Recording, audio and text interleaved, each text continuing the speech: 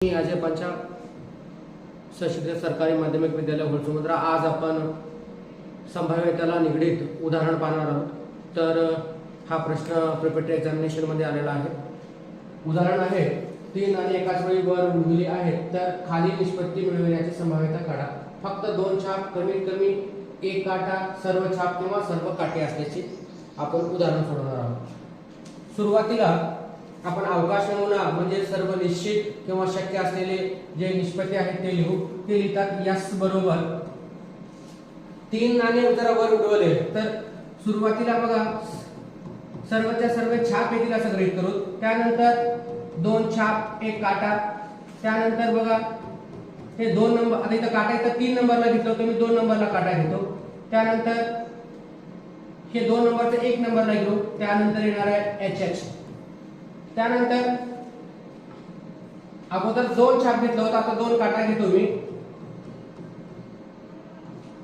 बघा। त्यानंतर काटा, छाप, काटा, त्यानंतर केच इकडे घेतो तर टी मिळेल आपल्याला। त्यानंतर शेवटी टी असं का म्हणजे मिळेल।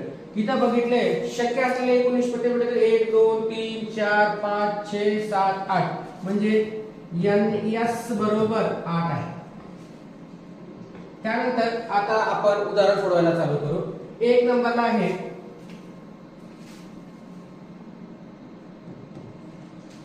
फक्त 2 छाप,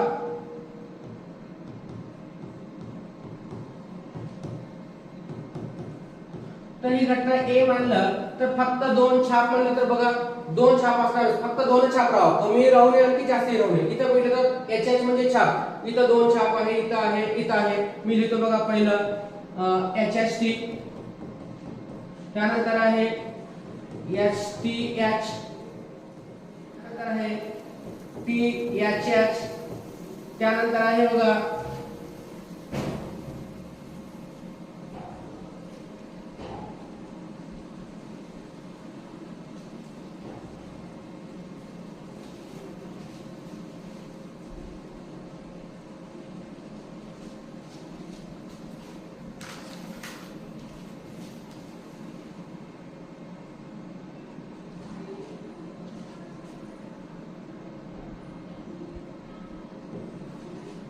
तर इथे एकूण बघितलं तर Na बरोबर 1 2 3 आहे म्हणून 3 येते। तर याची संभाव्यता काढला आपण Pa बरोबर Na Ns, तर आपल्याला मिळेल याच्या ठिकाणी बघा Pa याची किंमत आहे Na म्हणलं तर a इथं काढले बघा 3, त्यानंतर Ns आहे 8। अशा प्रकारे पहिलं 2 छाप असतील तर आपल्याला संभाव्यता मिळणार आहे 3/8। त्यानंतर उदाहरण घेऊ आपण, पहिला आपण सोडवलेला आहे, दुसरा उदाहरण सोडवू आता। दुसऱ्या उदाहरणामध्ये काय म्हणते, कमीत कमी 1 काठा,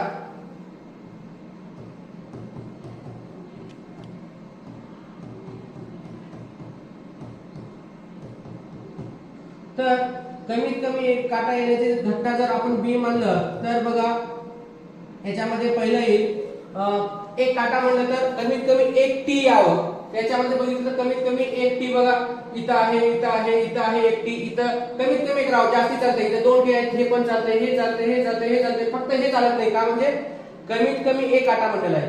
तर याच्यामध्ये काटाच नाही म्हणून याला सोडून बाकी सर्व मी काय इथे लिहितो एच टी, त्याच्यानंतर एच टी एच, त्यानंतर आहे टी एच, नंतर T T H, T H T T, नंतर शेवटी आहे टी टी टी। अशा प्रकारे बघितलं तर एन बी बरोबर, तर एकूण 1 2 3 4 5 6 7 आलेलं आहे। तर पीबी बरोबर एनबी बाय एनएस म्हणजेच हे आहे 7 आणखी एनएस आहे इथं काढलेलं 8, म्हणजे याची संभाव्यता येते 7/8। आता आपण तिसरा प्रश्न सोडू. तिसरा आहे सर्व चाप किंवा सर्व काठे.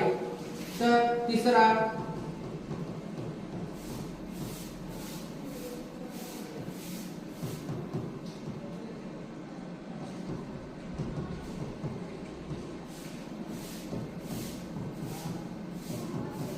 तर ही घटना जर आपण सी मानलं तर सर्व काटा म्हणलं तर एच त्यानंतर आहे टी अशा प्रकारे आपल्याला एनसी मिळतंय 1 2 म्हणून पीसी बरोबर एनसी बाय एनएस बरोबर किती आहे 2 छेद आणखी याची किंमत आहे 8 म्हणजे बेका बे चौक 8 आपल्याला मिळेल संभाव्यता 1/4 इतकी संभाव्यता मिळत आहे.